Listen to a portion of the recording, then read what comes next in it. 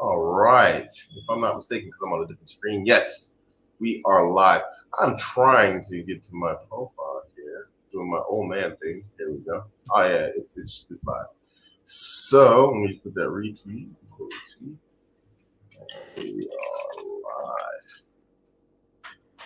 Nice. Robert. Yes, Assalamu alaikum. How you doing, brother? Alhamdulillah. How are you doing, Abuamerican? Alhamdulillah, I'm good, man. I can't complain. Alhamdulillah, I got Western problems, man. I don't truly only Western problems, the problems of just the problems that aren't problems. Yeah. So, Robert, let's start off with the basics. Where are you from, if you don't mind? Just a general North America, wherever, South America. Yeah, I was born in a small town called Amherstburg, which is 30 minutes south of Windsor, Ontario, so southwestern Ontario. Okay, Canada. Yeah. And were you born into a Muslim family, or are you a revert? No, I'm a convert. My family was, I guess, Roman Catholic on paper.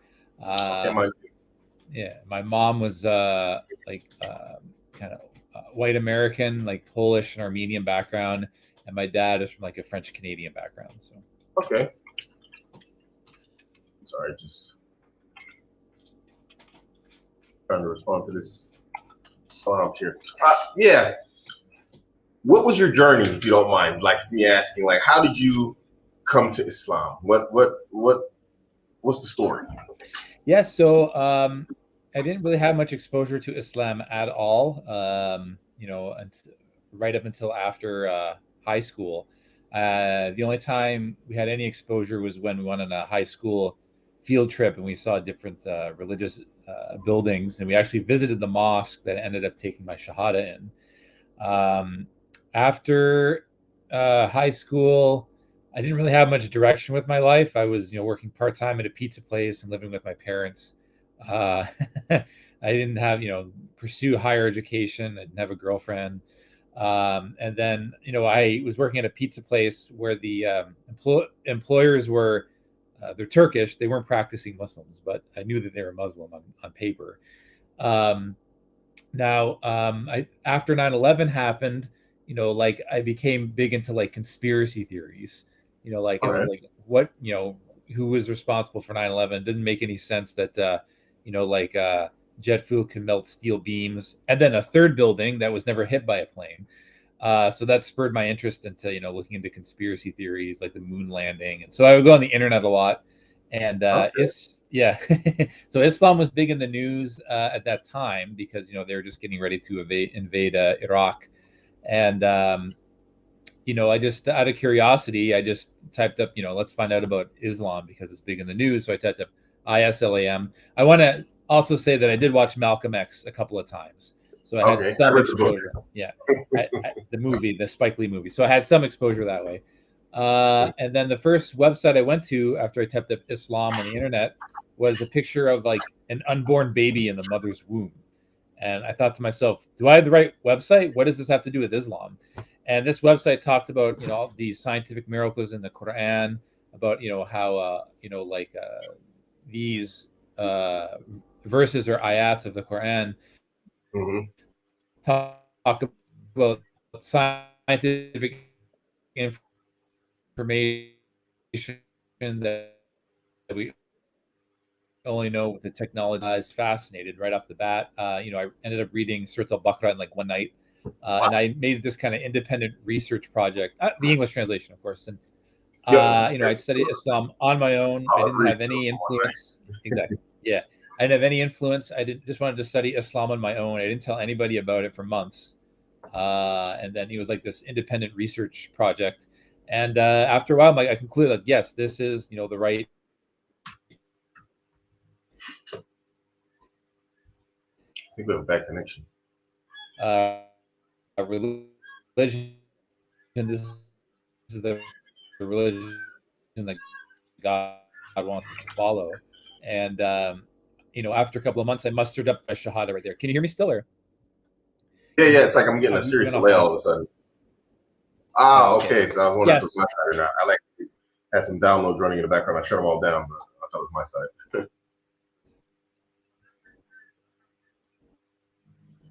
Okay, there you are. Yeah. Okay, so you took your shahada then? So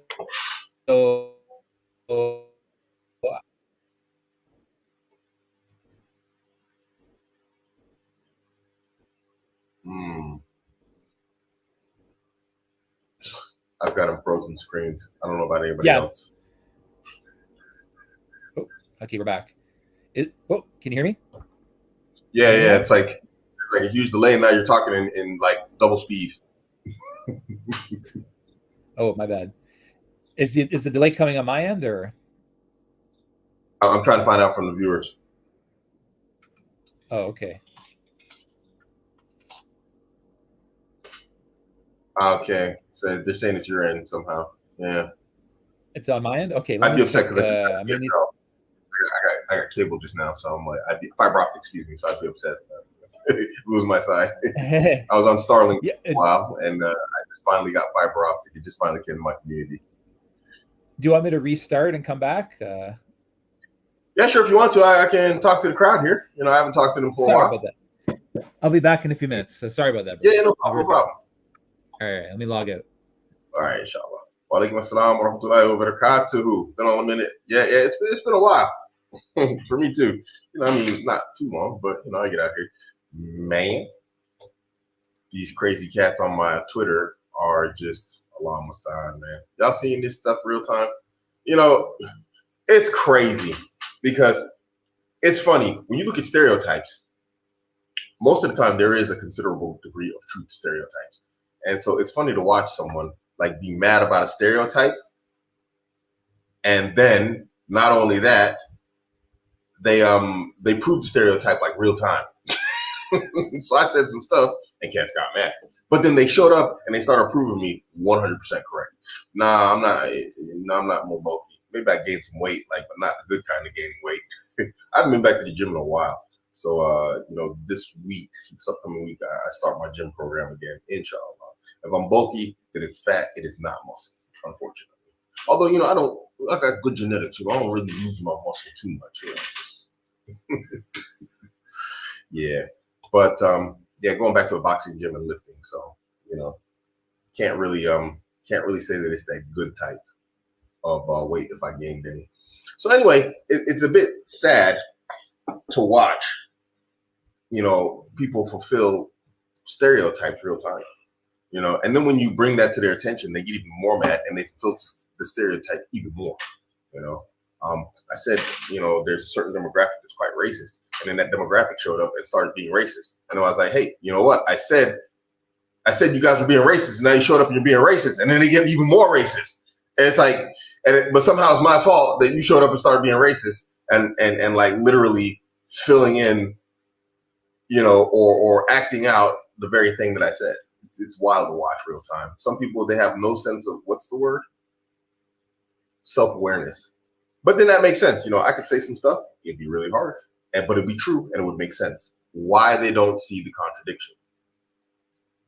But, you know, we ain't gonna go there. There's uncomfortable truths that need to be discussed. But not by me. Maybe I do need to discuss it. If I'm gonna be the bad guy, why not just be all the bad guy? But then dude's gonna really be mad. You know, then they're gonna call me racist. That might be partially justified.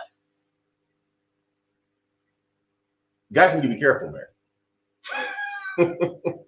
But anyway, because it's like when you start looking at statistical facts, when you start looking at charts and graphs and information and national outcomes, you know, then you like start reading back to like, why is this like this? What is going on here? And then, you know, you start getting other information. And then you look at the results of that information and you're like, aha. Then you start sounding like a white supremacist, but you're black. So dudes really don't want me to go there. I said some stuff. You don't like it. Okay, fine. There's stuff you can say about Black Americans. I don't like it, but it's real. You know? Every nation and every people, they got their BS. You know, every last one of them, without fail. So I don't know why dudes are upset. It's like nobody walking around on Earth like the Malaika, like they're angels. It just doesn't exist. There's no one people that walk around and they're just like the absolute paragon of humanity, and we're like the shining example of what everything that humans are supposed to be. Where's these people at? But then you listen to certain people online and they act like that. But then when you look at like the outcomes, both nationally and internationally, it's like, yo, what the heck? Dude, you got less than like 10,000 miles of paved road in your country. But what? Man, y'all ain't all that. He wants to be one of us. I want to be one of y'all, like have less than 10,000 miles of paved road to drive on.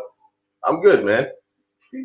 People are crazy, man. People are delusional. They say these crazy things, and then they act in this crazy way, and you could literally just tear them to pieces. And it's like, my rude is polite. And then when you like challenge them, they don't show up. You're like, hey, come here and show me I'm wrong. Tell me where I'm wrong. And why are we so, as a people, just as a species, but this goes into the conversation that we don't want to have. This uncomfortable conversation that we don't want to have. There's a demographic, there's a certain sector of people, they fall into a category, I'm being real beat around the bush here, where they cannot like spatially think and see things in a different way. You know what I mean? Like they have a hard time seeing things from different angles. And this is because of averages. I'm talking about IQ. I'm just going to say it. If you look at the national IQ of this demographic that's coming at me, literally Google it. Go and look yourself. Please go and look yourself. The national demographic IQ, when you look at it, it's literally classified on Twitter as mentally disabled. I'm sorry, I'm ranting about the trolls. Okay, no problem. Can you do it now? I'm using my phone because my computer started doing updates. Is now okay? Yeah, this is really good now, actually, compared. It's even better. Answer this question and then we'll get back to our talk. A friend of mine likes a non-Muslim girl, but he's ignoring all the red flags because simply she's cute. She says he's going to teach her. She has good nature, but red flags are there. I mean, I wrote the entire book, The Vetting Guide to Women. You have to be careful. On multiple levels, this is problematic. Now, just from an Islamic standpoint, as long as the woman meets the conditions of Islam, that Islam sets upon her, he's allowed to marry a non-Muslim woman. But this is very rare and very difficult to find. But then, even when you look outside of meeting the basic conditions, you have to look at like cultural differences. When we look at like the Sahaba who married the Khariji woman, what did he end up doing? He went from basically being, excuse me, he wasn't a Sahaba, he was a Tabi'in. He went from being like a follower of the Tabi'in and the Prophet Muhammad sallallahu alaihi wasallam and his proper sunnah, to killing Ali, striking him in the head with a poison blade. So you have to look at the dangers of marrying this woman, because that woman he married was a Khariji woman, and he thought probably at that time he was going to give her dawah. But what happened? She gave him dawah, and then he went out and killed Amir al-Mu'minin Ali. So this is very, very dangerous. And then to top it off, ignoring red flags. If you read my vetting guide, in the first couple of chapters, I said guys will have these high, aloof standards for women, and in the moment they see the back of a woman's kneecap, and then everything goes out the window. Because male thirst it's a very dangerous animal. You need to advise them constantly and consistently, and tell them just hey, have some. So we were talking about Islam. You accepted Islam in Canada. And I went to the same mosque after like an 8-month study period, independent study period, and one of the I went to the mosque and I said assalamu alaikum to the kids who were playing basketball, and there was a brother from the Tablighi Jamaat who was there. It was actually during Ramadan, and he wanted to talk to me for a little bit. He said, I heard, so why are you here? I'm like, well, I was interested in Islam. I've read the Quran, and in my opinion, there's no way a human being could have written this book. It had to have been written by God himself. There's just too many miraculous things in it. And he said, well, what are you waiting for? You already have all the qualities of a Muslim. And I said, well, said I'd study it for a little bit longer. He said, well, you don't know what could happen when you leave this place. You don't know if you could be struck by lightning or get in a car accident, and by then it would be too late. So he said, well, how about this? We'll let you think about it for a bit. Why don't you sit in this room by yourself and just think? It was like this kind of study room.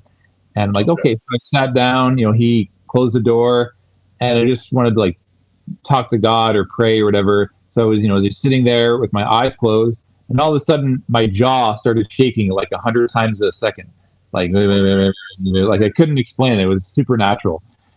So it was just a very crazy experience. And then I suddenly picked up an English translation of the Quran from the bookshelf, and the shaking stopped. And I felt this sense of peace. Then when he came back, he said, well, what do you think? I said, okay, I'm ready. Let's go. I want to take my shahada right there. So yeah, that's basically how I converted to Islam. So. MashaAllah, man. How long has that been? 20 years ago, November 15th, 2003. So I've been Muslim for quite a while. Yeah, that's me and you both. I 1998 for myself. Yeah. Nice.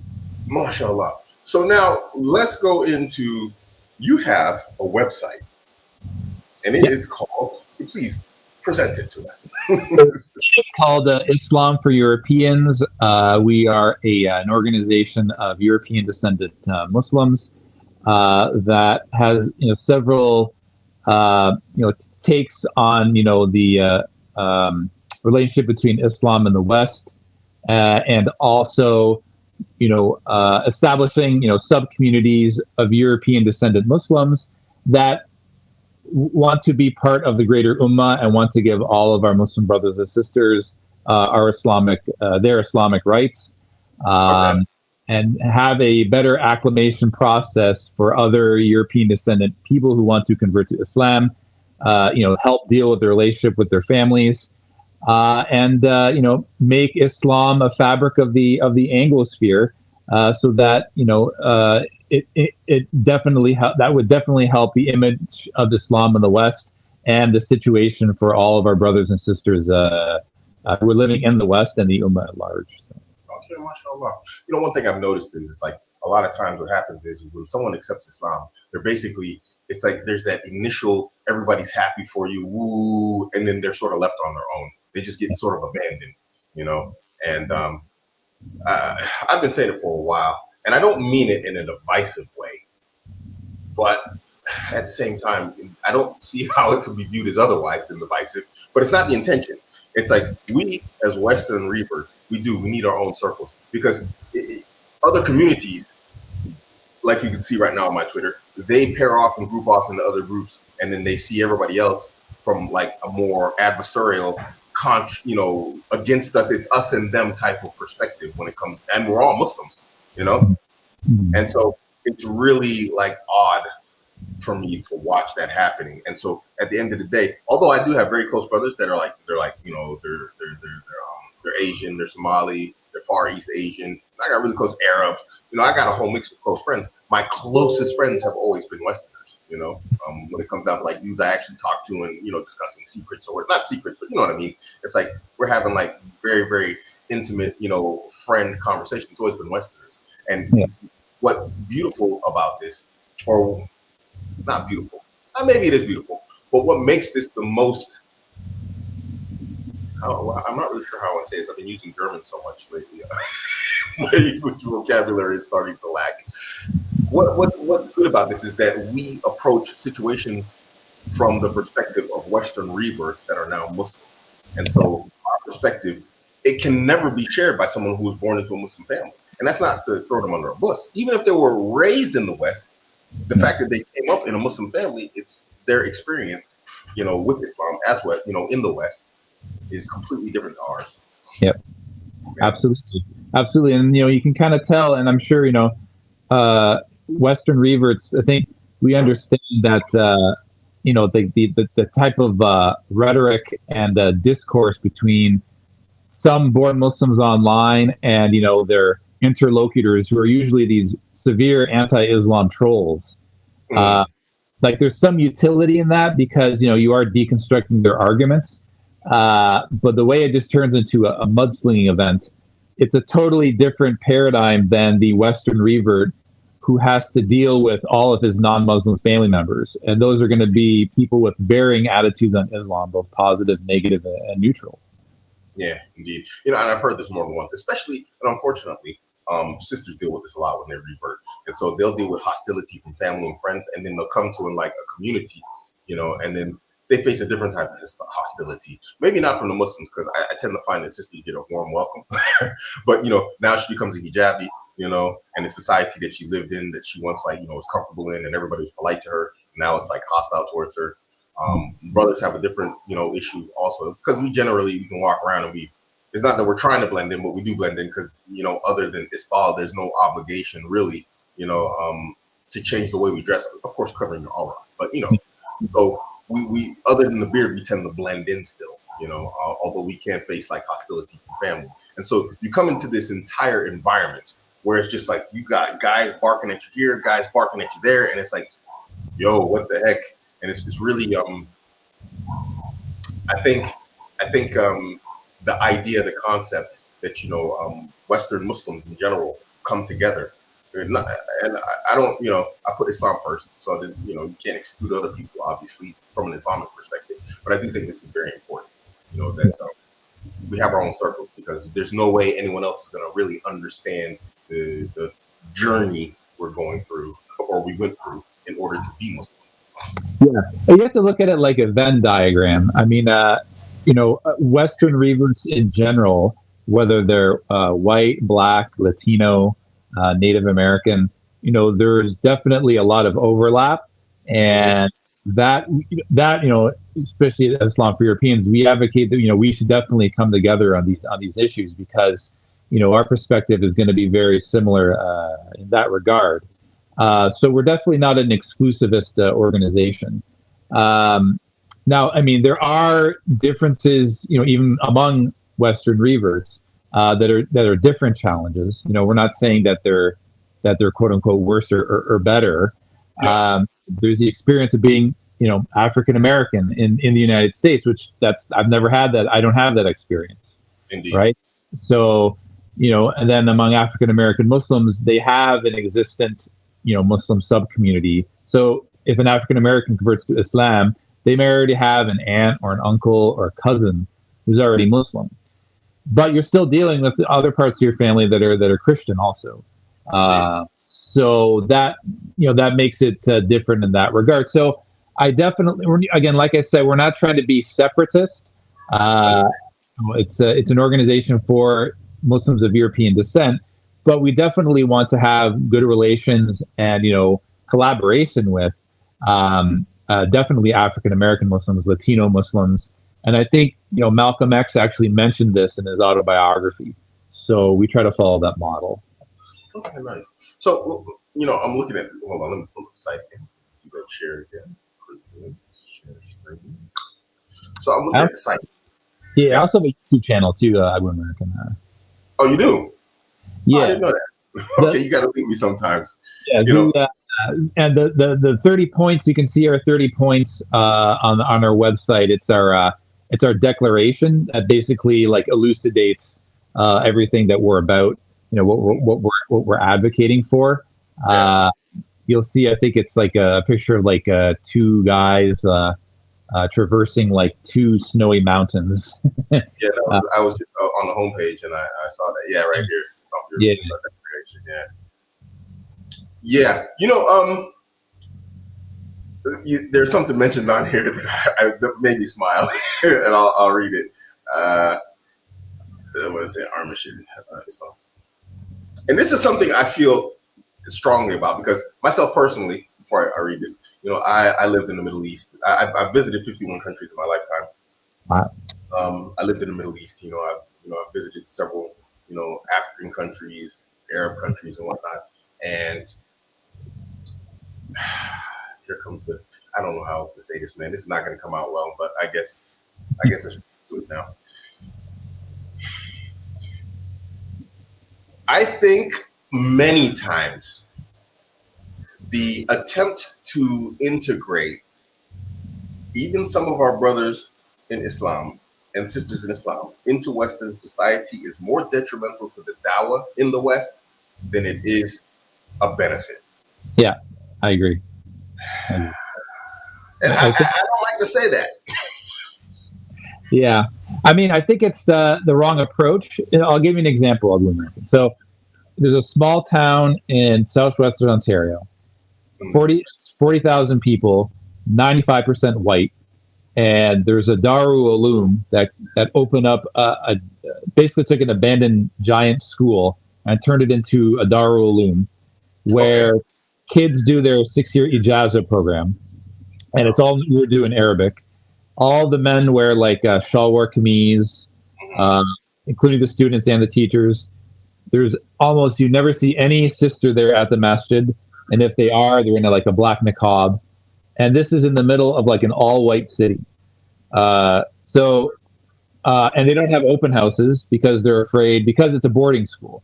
So Yeah. they're afraid of the children's safety and stuff. So it's just asking these brothers, even though they're very warm and welcoming, to change their culture is just not going to work. It's just not what they're used to. Their iftars are so incredibly spicy that you can't go in there and say, "I think you guys should, start making hamburgers and hot dogs and chicken wings for iftar." That's not going to work. What can work is, and I've spoken to the imam on this, that converts should have their own organization and their own wolf pack. So that Mhm. way, when someone is interested in Islam and they come to your masjid, you could just simply refer them to us, and then if the that city sees a sub community of Western converts, then they will see that Islam is adaptable for any culture. But asking like bored Muslims, especially when they they brought their entire culture with them, to change that is just it's not natural for them, and it Yeah. just comes just cringe. And I think a lot of even Western non-Muslims see that. Yeah. So Yeah. Yeah, this line right here: we want safety and harmonic development for our compatriots. We don't want replacement of our native population by immigrants. no, I want to. Yeah, I was thinking about that, and that needs to be updated. My take on that is different. I'm glad you brought that up because I do want to address this issue. Okay. My take on that is that we need to reframe this whole thing. So, I'm talking about the situation in Europe. Okay. The Muslims are in a very good spot because we have a bargaining chip now. We already have one bargaining chip, which is protecting our children's future from this program that is brainwashing our children, both Absolutely. Muslims. This is having a very positive effect on the Dawah because now non-Christians and European non-Muslims are like, oh wow, maybe Muslims do have something to offer. They're not just supporting us in this endeavor, but they're leading the charge. So that's one bargaining chip. The other bargaining chip is, like I said, if European converts, if they collectivize and created their own sub communities while still being part of the greater Muslim community, they could Yeah. use that as a bargaining chip for the safety and security of Muslims currently living in Europe. Now, in regards to the situation, the refugee crisis, it has to be reframed from a humanitarian perspective. What I mean Mm, by that is that you have a horrible situation with our brothers and sisters who are suffering in camps throughout the Muslim world, and these camps are living on shoestring budgets. And you have a situation where Muslim countries have been decimated by war, by invasion, by puppet dictators, by global hegemony. So we should advocate that the best way to address this issue is to help restabilize the Muslim and African world, and then that way that will then this crisis will be averted because people will have to move to Europe if they don't want to. So I'm against myself. I'm against any type of forced repatriation. I don't think that we should force anyone to any Muslim who's living in Europe to go to their country of origin. indeed. Uh, so my take on that is different. So I think that article should be updated. In fact, I was trying to find that. I thought it had been erased. So now that you brought it up, I'm going to take it up with my team and come to the Okay. conclusion that maybe we should take that down because the 30 points we were talking about supersedes that. We're against any type of forcing Muslims to go. Who are stuck in a situation in Europe where they were forced to go back to their country of origin, and they may be political pariahs there and they can't move back there. Hmm. So That's my take on it. And I think if we have that, this principled approach, this will be the best situation for all of our brothers and sisters, both in the West and the ummah abroad. So, yeah, my stance is this: I don't think we should leave people in problems. Obviously, I am for a solution back home type of situation. So again, when we talk about maybe the African situation, I absolutely love Africans. Don't have anything against them. My ancestry is obviously African. But at the same time, if we're looking at solutions, I don't think solutions would be to bring in mass loads of Africans into Europe and America. I don't see that as viable, So there needs to be an at-home solution for all the problems that we're seeing in all of these countries that are having problems, because we simply cannot save the world as a society when we look at the West in general, because despite being Muslim, we are still Westerners. I hear people all the time, Muslims, even ones close to me say, I went back home. Well, what he means back home, he means like Pakistan, India, this one, that one, Somalia, here, there. But when I say back home, where's back home? I'm at home. So, for me, I I want to see my home stay the way it is. And when I look at a lot of the immigration that's coming in, be it legal or illegal, I don't see an improvement in my society. I'll give you an example. I was living in Birmingham, United Kingdom. There was an immigrant who was literally holding her child, like, when you're on the road and your kid's got to pee. She was literally holding her kid on the side of the road, and the child was defecating. Like, it's just a public road where everybody's just walking. There's trash and there's whatever all over the place. This is London. And so when I started talking to brothers about it, I said, hey, what's going on here? I said, why don't you guys take pride, in your neighborhood, in your community? I mean, you live here. So why is there trash everywhere? And they said, oh, the council doesn't come. They don't clean up. They don't do this. They only do this in the white areas.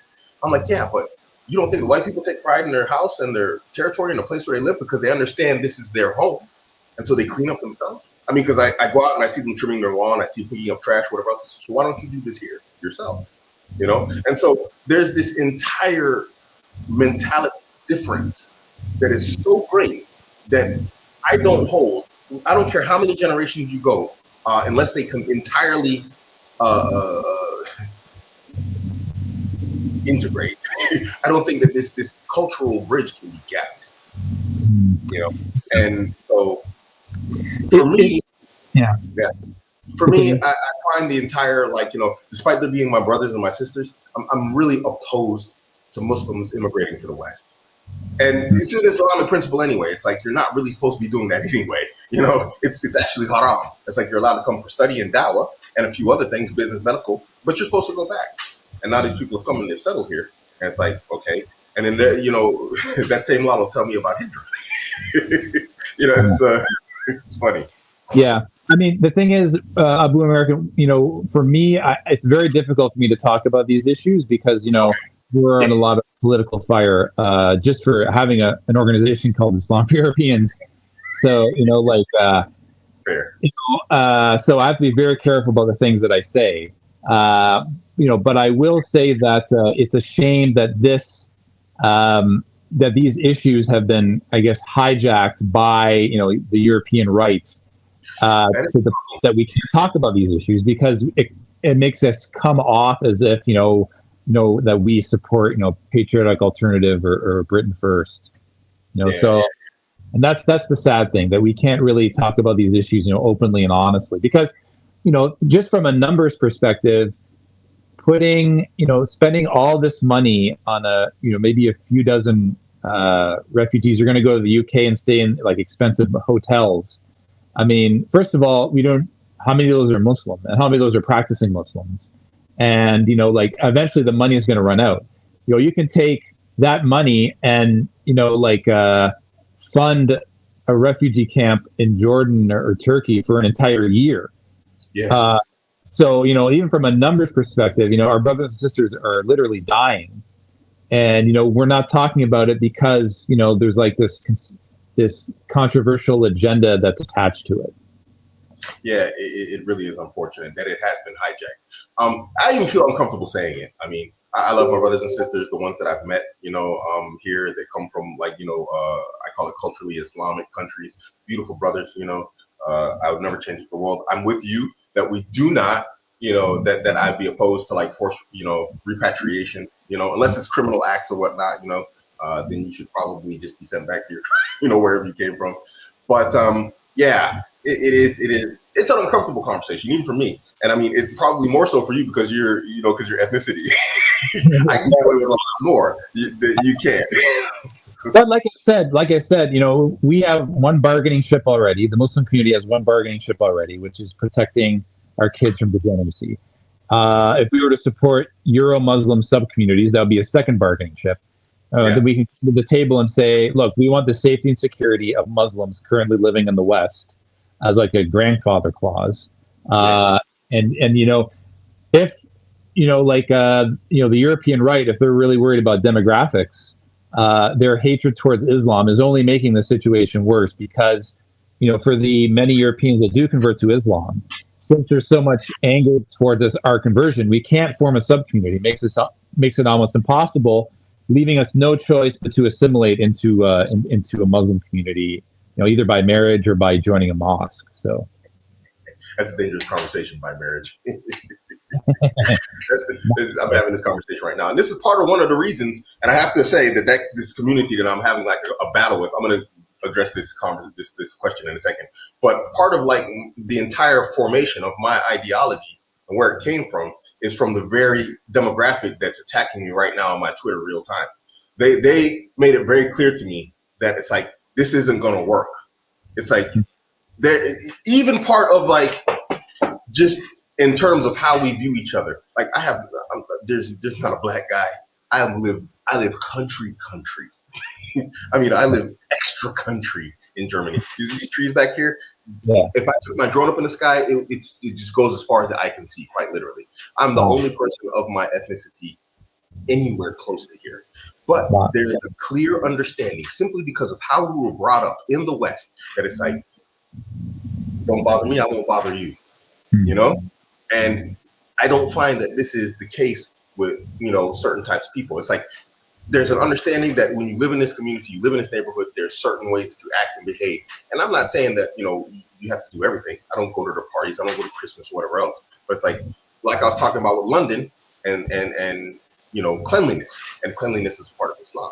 And no matter where you go, where unfortunately our brothers and sisters live, it's like, wow, what's going on here? And then my wife's like, why don't we live in the city? Why do we live so far away from everybody? It's like, have you seen, like, if we end up living somewhere, it's probably going to be around our people, And so for me, it's very nice to deal with European Muslims in the sense, because again, we have this cultural background, even if it's exceptionally disparate. Like you said earlier, I'm an African American. I identify as African American. I'm mixed. And I suppose you're Caucasian, North American. Nonetheless, we can have these conversations and understand exactly what we're talking about. And we understand other people are going to watch this and they're going to be upset. But we understand that there's really nothing to be upset about. It just doesn't sound good. And so that's a cultural experience. That's a cultural mentality that can't be bridged, with other people. And I don't know if I'm really making a point here. I'm kind of ranty. But it's important to me, because this is how so many people have become Muslim from amongst our communities. When the community I came up with, it was a Western one. It was predominantly Western. And so it was easy for me to accept the Dawah there because there were so many people that were like me and thought like me and understood, my mentality and the way I think and behave. You mind if I do this question real quick? And I'll let you Yeah, go ahead. What about generation Muslim anchor slash anchor babies? Even though we know where we are from, we have no real connection to it and are more Western culturally.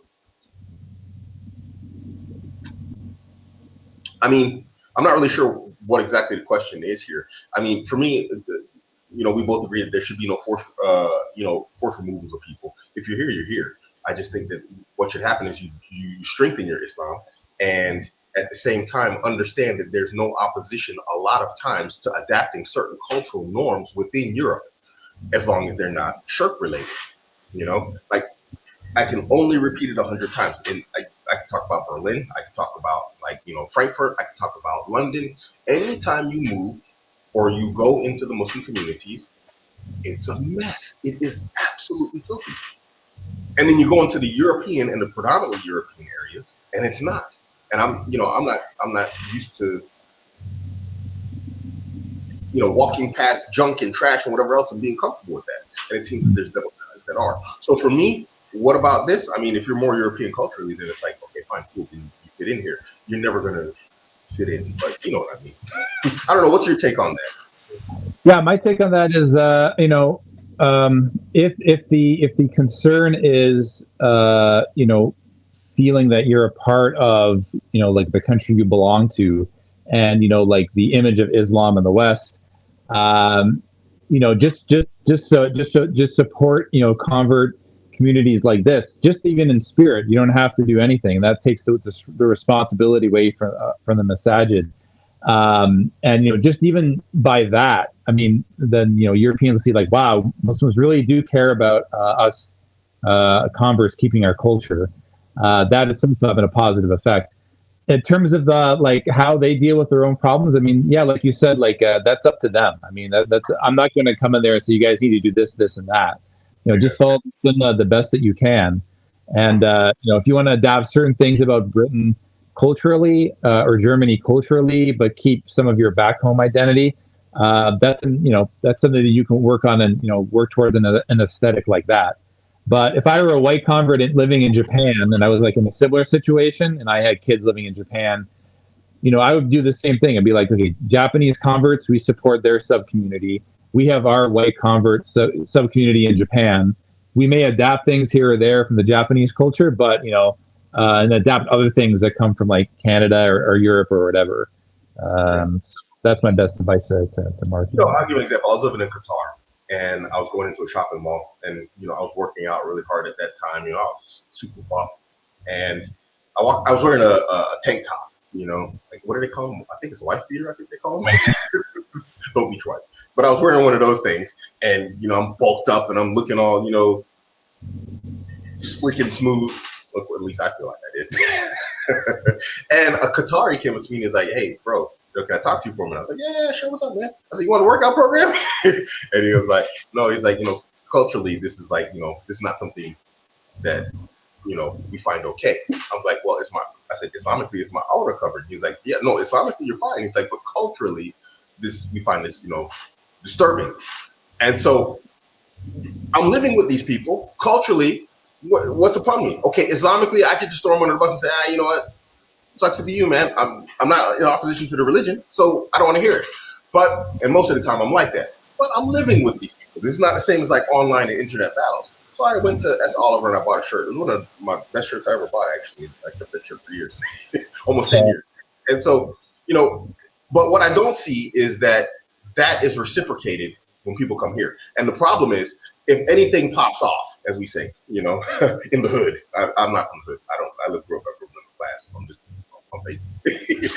But if something pops off, everybody else has a place to go, but this is my home. I have nowhere to go. And so it's important for me that it's like, okay, you don't have to imitate and be like kuffar. You don't have to take on their religion. You don't have to take on their shirk or whatever else. You don't have to drink their alcohol, all that stuff. We are Muslims. There's no question about that.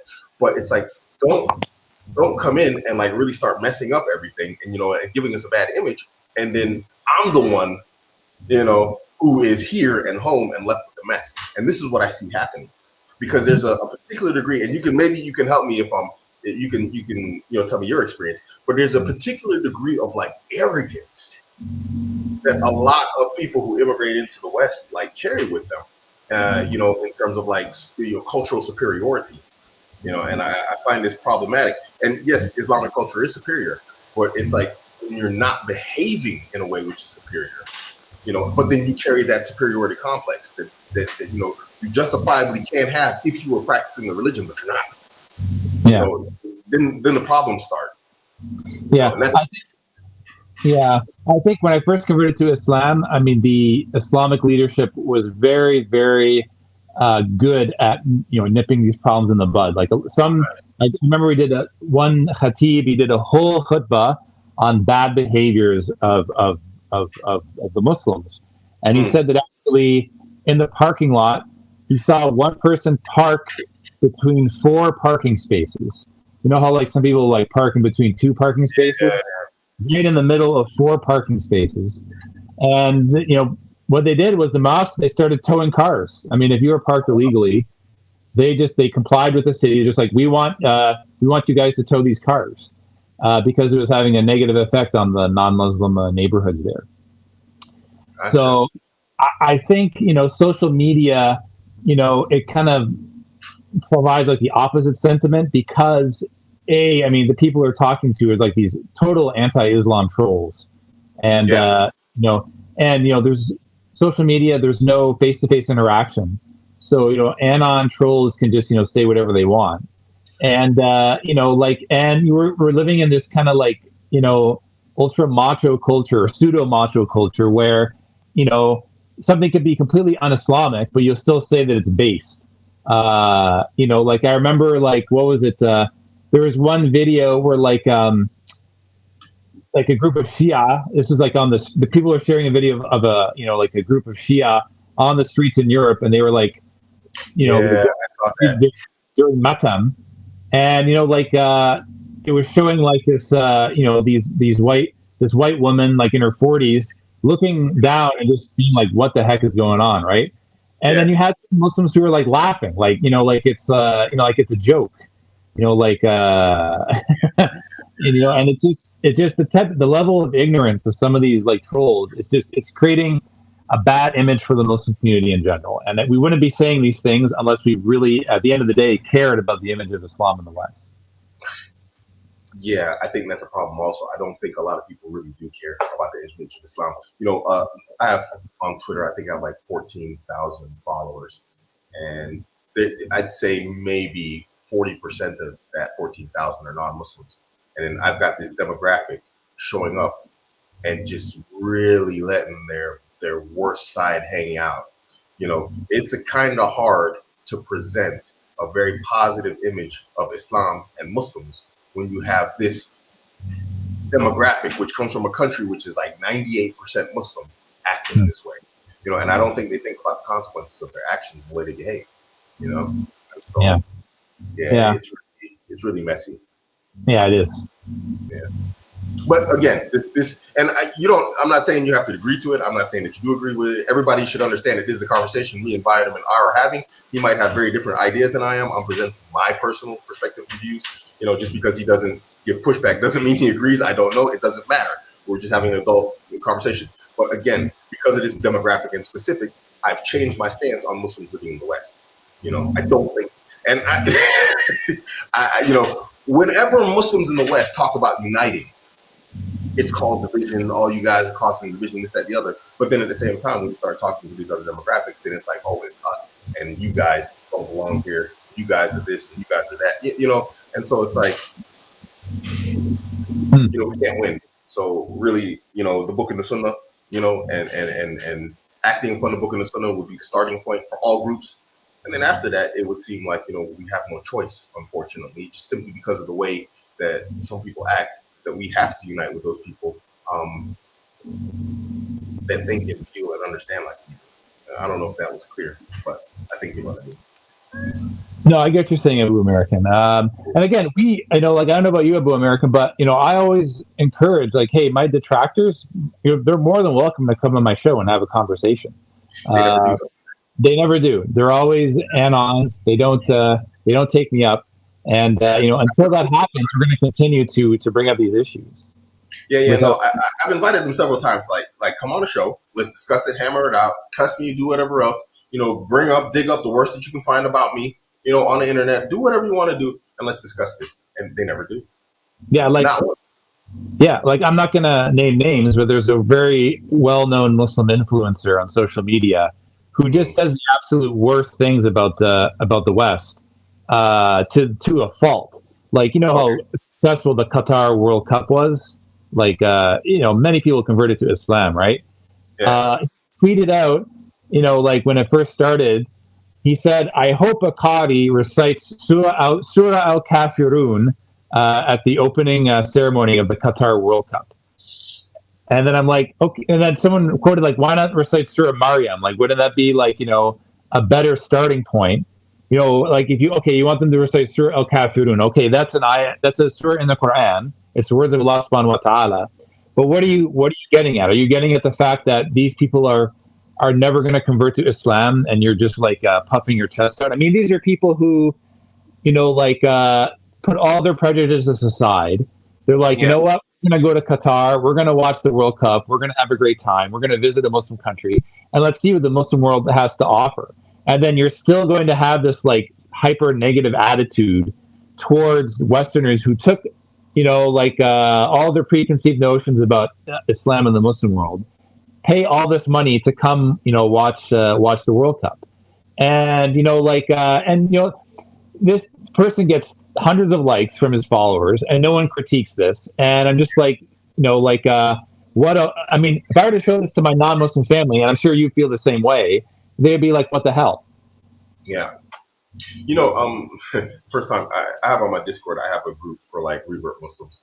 And one of the first things, it's not the first time I made a group, but one of the first things that actually, made me come up with like groups specifically and only for reverts. And I'm not suggesting that anybody else has to do this, but what made me do it was this brother, he had accepted Islam. And there was a conversation, everybody was happy and whatnot. And then like one brother, and I love the brother to the death, he's a good brother. I'm sure he didn't intend bad, but he just started talking about how, non-Muslim family members are in the hellfire and this, that, the other. I'm like, bro, what are you doing? Okay, yeah, everybody knows this, but it's like, do you really think about the insensitivity that you're taking right now in terms of, you're talking about this guy's family, someone who he loves, who raised him, gave him a good life, fed him, clothed him, and he wants the best for them in terms of accepting Islam, and so he wants Dawah, but your first thing is about how they're in the hellfire. Well, it's like, well, how did you feel about me like 10 minutes ago before I took my shahada? Is this, And so it's really like, this is that difference that can't be bridged. And it's even worse, Abuamerican. Like we have like online, like educated du'at who went through, years of like Islamic education, who are, have, millions of subscribers, and they still use the term white man basically as a term for like the antonym to Muslim, or as an epithet. And you're trying to give Dawah to the West, and at the same time you're using the same term, white man, as like the opposite of Muslim. And it just boggles my mind, and no one is critiquing this. And it would be like if I moved to Japan and open up a YouTube channel in Japan, and I use, a racial slur against Japanese people to refer to as non-Muslims, while simultaneously trying to invite the Japanese to Islam. Yeah. Does that make any sense? Not at all. And this is why I think a lot of these guys, not all of them, obviously, we don't want to throw everybody under a bus, but a lot of these guys, they're more detrimental than they are, beneficial, unfortunately. And I say it all the time. Alhamdulillah, I became a Muslim before I met them, and that's it's so terrible I have to say things like that, but that's when I look at like a lot of the experiences that I'm hearing from a lot of people, it's similar, unfortunately. Yeah, I think what we're missing, Abuamerican, is a lack of data. We don't know what non-Muslims think about Islam.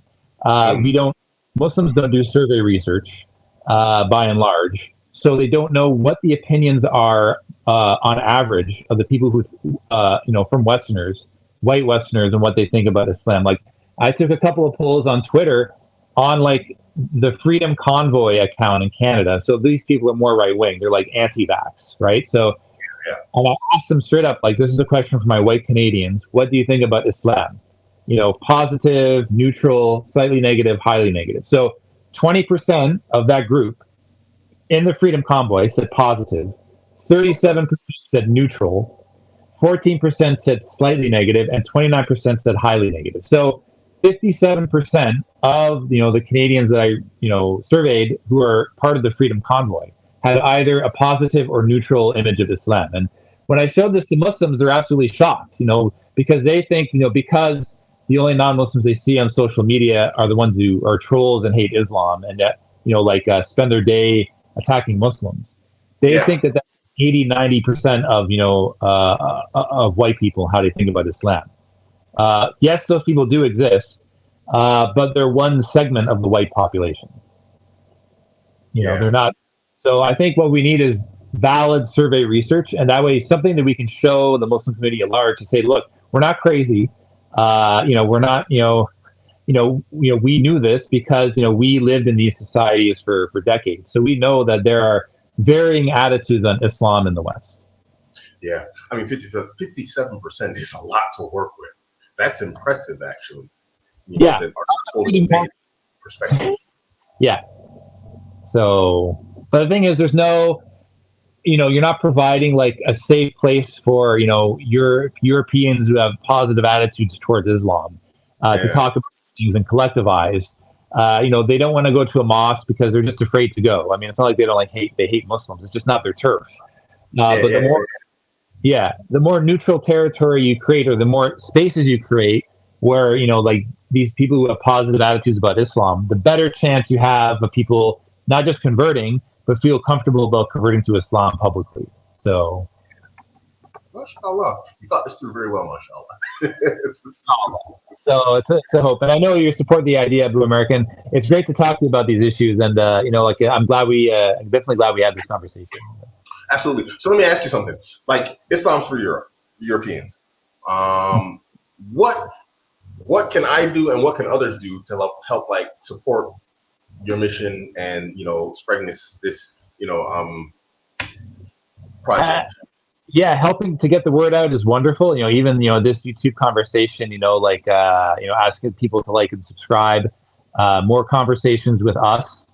We also we need funding. I mean, that's a big thing. We don't have the funds necessary to complete these important projects. That will have benefits for the entire Muslim community.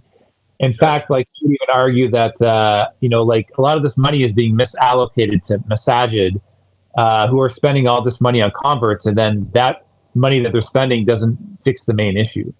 So it's a much leaner model. It means that we don't have to foist all these the problems of the convert onto the masjids, who are are running on shoestring budgets to begin with. Yeah.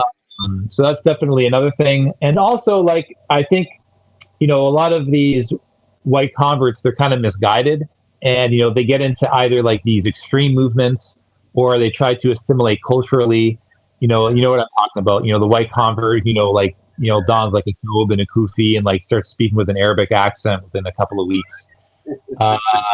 This is not healthy for anybody, and I think someone needs to snap them out of it. And you need non-white Muslims to say, look, buddy. I mean, this is not going to work with your community. Don't try to LARP as like an Arab or a Pakistani. So anything like referring white people interested in Islam to us, referring white converts to us, and just encouraging the conversation. And I'm going to put up like a GoFundMe soon. Because again, we need we can do a lot with a little. Is what I'm saying. Those are the ways that we can help out. So, let me ask you something. Do you have like is there something like a masjid in the plans for the future, possibly? Yeah, we'd love to have like a brick and mortar, like edifice, where we can run out.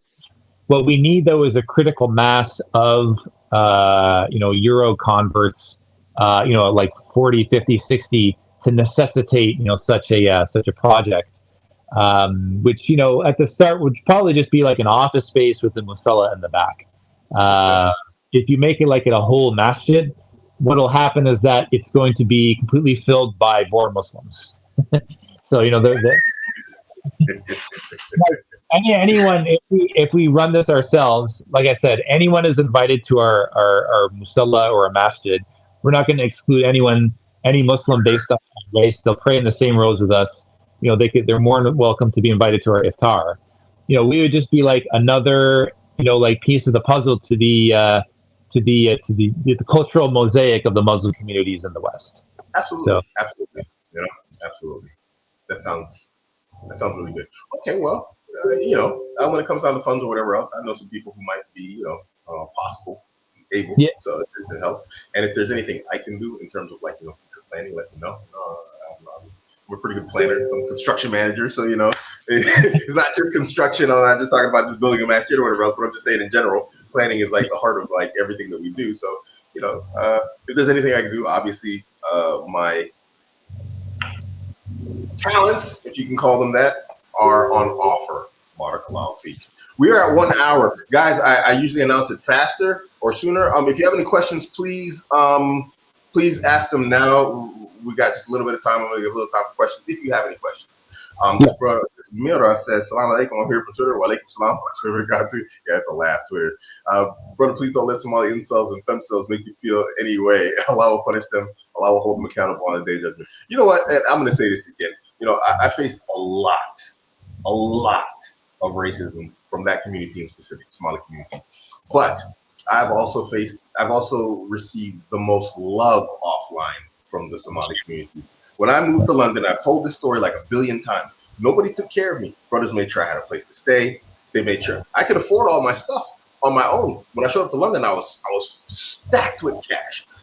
I could afford my own place. They were like, "No, you're staying with us." I could afford my own food. They're like, "No, you're gonna eat our food." They're like, they took care of me, man. Those brothers were like, mashallah. And so the first time I ever got into this entire unfortunate debate and problem was when I saw their women trashing these dudes. And I'm like, how are you trashing these dudes? These dudes, they're like, if they treated me like this, how do they treat their wives? I said, these dudes must be amazing husbands. So, you know, I'm not mad at Somalis. You know, I absolutely love them, but I got Somali brothers I absolutely love. I would probably unjustly kick someone out one of my third floor windows right here for those brothers. But I am not fooled by, you know, there's a greater picture to view here than just those individuals, you know. And maybe they had a better upbringing than these people on the internet. Maybe the internet brought up these people that I'm dealing with now. But, you know, I mean, my experience in general, despite what I'm facing online right now, has been a positive one for the Somali community. People don't like to hear this, especially Somalis. I've been married to several Somalis. And it was a good experience. It was a great experience. But unfortunately, because of outside pressure and whatnot from the women, the relationship ended. You know, it's not, I can't do anything about that. You know, that's them. And I don't go looking for Somali girls, guys. They come looking for me. They like me. I don't know why. I'm the flavor of the week. So, you know, I've never gone out like, I got to have that one. It's not like that, guys. when you look good, mashallah, women come looking for you, okay? Yeah. That's another tricky subject. Abuamerican, the whole aspect of kafala. I think it needs to be reopened. Again, intercultural marriage is halal. No, we're not saying it's not, but what is mustahab is to marry someone who's similar to you, and we have an online community. We're starting to get more sisters, to join Islam for Europeans. And we've already had, mashallah, one marriage between a white brother and a white sister a couple of months ago. So, that's the other thing. Like marriage networks, when your community does not have a marriage network, it's very, these are institutions that exist within these cultures that help make a Muslim community function, right? When you're a convert coming into these communities and you have you're an outsider to all these institutions, job networking, marriage networking. That becomes it's very difficult to survive as a convert. But if that already exists, it makes it a lot easier for the acclimation process. So when it comes down to like different cultures, I have 2 wives right now, and what I notice is that when you have like Islam is the foundation of the family, everything works out really well. I have a wife from Indonesia. She didn't grow up around Americans. She didn't know anything about Americans. She never in her life, thought she was going to marry an American, let alone a black one. I have a Russian wife who's from, the Chechnya region. She's not Chechen, but she is from that region. She never thought for a minute she was going to be married to a black guy or an American, But alhamdulillah, it works out really well, when you use Islam as the foundation of your relationship. Because then culture, it takes a submissive, subsidiary, backseat, not subsidiary. It takes a backseat to what is most, important, which is Islam. So, I mean, me personally, I don't care, who a person, I understand what you're saying. I'm talking about my perspective, is that people should marry whoever they want to marry. I don't, as long as Islam is put in the forefront, everything's going to work well. And that includes both sides of the families. If everybody's practicing Islam, then the mom and the dad on both sides are going to be fine because their foundation is Islam. And so the foundation of the couple that marries is going to be Islam. Yeah. And, it's not an ethnicity, I would agree. I mean, some people are able to pull it off, and alhamdulillah, if it works for them, we're not going to discredit them at all whatsoever. I'm just saying that, when you take an example like the UK, for example, the mutual animosity between, the white British and, the Pakistani community is like next level. Like it's nothing like I've ever seen. And, for a white convert to marry into, a born Muslim family and have to deal with that head on with two families that are going to absolutely despise one another, it's just asking for trouble. No, absolutely. Yeah. I tell brothers this all the time. It's like if the family gives you animosity, the direct family, then don't pursue it. If the mom and dad or whatever else, uncles and cousins and all that other type of stuff, it's really not their business, not their affair. They should settle that amongst themselves. But yeah, I do agree that like if you're dealing with like some animosity that's cultural, like again, same thing with the Afro-Caribbean community and the Southeast Asian community in the United Kingdom. They have very strong animosity. You might want to, probably reconsider, no matter how much, you like that girl and she likes you, because people actually, they kill each other out there over, whatever their problem is. A brother has a question here. He said, I think it's a brother. How do you integrate a strong family culture in a big city? Good question. I mean, big cities are tricky. I mean, like, big cities have multiple cultures, usually, all living together. Like it almost has to be like, a neighborhood.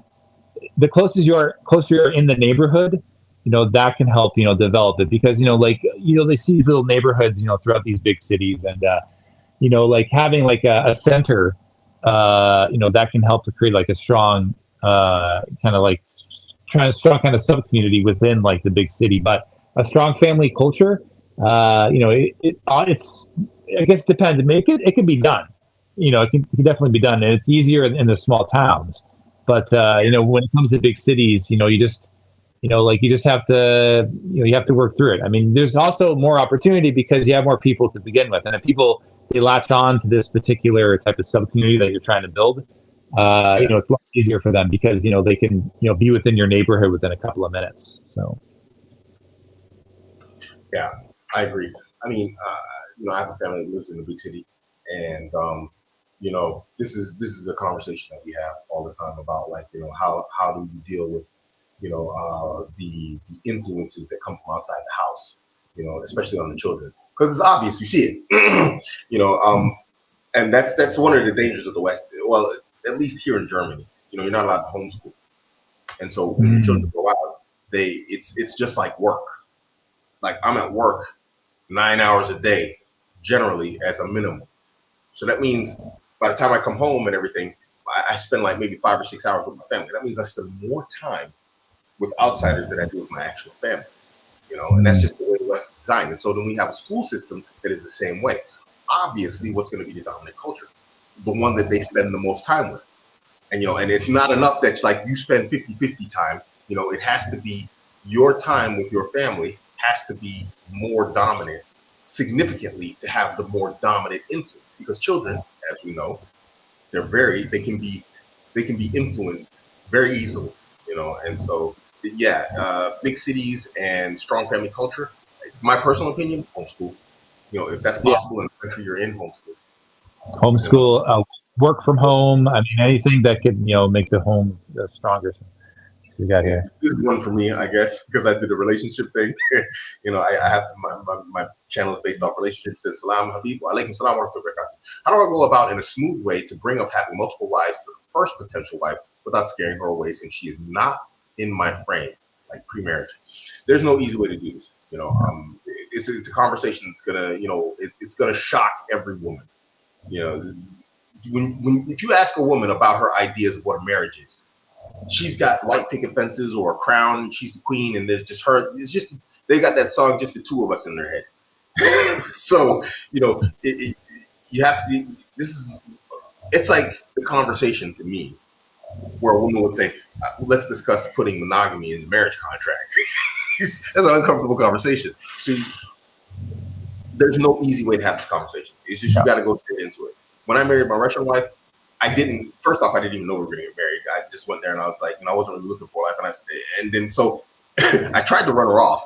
I'm sitting in front of this very attractive woman, she's, and I'm like, you know what? I got a wife and I'm looking for another one. And I thought I was going to run her off, but it didn't. she actually liked me. She's like, oh, okay, well, she thought about it right now, and then it worked out. You don't know how this is going to turn out, Yashi Kareem. Just present it, push it forward, present yourself in the best possible light as a man. And we talked about these things. I don't want to go too far off topic, but we talked about these things. If you want to use our terms, money, muscle, game, throw religion in there and whatnot. Make sure you're at your apex as a man, which is what you should want to be anyway. I don't know why you wouldn't want to be the peak man that you could be. And then when you present yourself to the woman, and women, how they operate off social proof and whatnot, and what's visible to them, you should be the best and the highest possible choice on her roster. And you'd be surprised and amazed at how many women are actually okay with proof. And Barakallahu feet for $9 or $10 for the chat. Barakallahu feet. Yeah. Now, I don't see any other related questions. I think we're getting pulled into relationship stuff. So guys, if you want to ask relationship questions, then I'll probably just make a new show right after this one. I'm gonna let our brother go because I only keep my guests for 1 hour, and I need to go take a biological break. I was drinking this coffee and this tea, so I need to go take a break. So if you have questions, then I'll do my free consultation Fridays today on Saturday, and you guys can ask me questions there. Brother, do you want to drop anything? Do you want to say anything a link or whatever else? We've got the website up. Yeah, guys, so the YouTube channel is Islam, 4 Europeans. That's our YouTube channel. We also have a website, as Abuamerican is showing us right now, www.islamforeuropeans.com. You can read our 30-point declaration, which just lays out what we're about. And I just wrote an article for the New Muslim Men's magazine, Qawam, called Challenging the Medina Model. You can find that at qawam.online. So it's all about, challenging the existing model of how masjids in the West try to integrate converts, which has largely failed. So. Okay. Oh, there is a link actually here to the YouTube. So if you go here, you probably just view this on YouTube if you didn't catch the actual channel, guys. Yep. So check out the website. Donate, help the project, spread it, inshallah. Barakallahu feek for coming, Yahi Kareem. And inshallah, if you'd like to have me on your channel, I'll be more politically correct. I'll go on your channel and we can chop it up some more.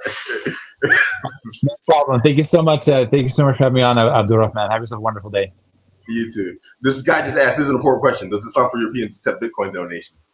Not yet, but I'm going to definitely look into that. If you guys want to accept Bitcoin donations, I got to figure out how to pay for to it.